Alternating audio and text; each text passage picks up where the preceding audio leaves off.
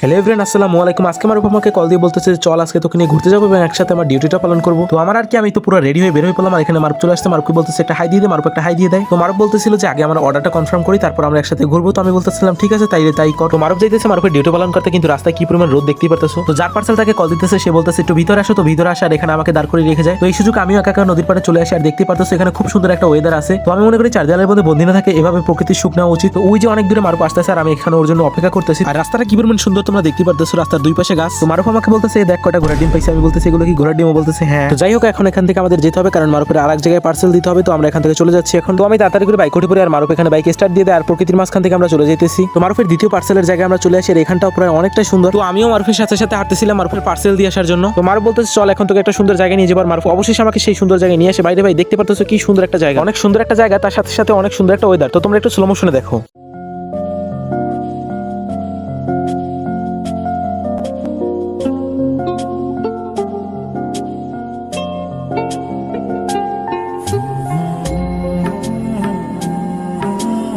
তো তোমরা তো দেখতেই পারলে এখানে প্রকৃতিটা কত সুন্দর। এখানে মারুফ আমাকে বন্ধু বলে এসে জড়িয়ে ধরলো, তো আমি ওকে জড়িয়ে ধরলাম। তো হঠাৎ করে এখানে বৃষ্টি শুরু হয়ে যায়। তো আমরা বাড়ির দিকে যাইতেছিলাম, তো এখানে একটু বৃষ্টি পড়তেছিল আর আমি একটু ভিজে গেছিলাম। আর এখন আমরা রওনা দিচ্ছি। তো অবশেষে আমি মারুফকে বিদায় দিয়ে দিলাম আর মারুফ এখানে টাটা দিয়ে যাইতেছিল।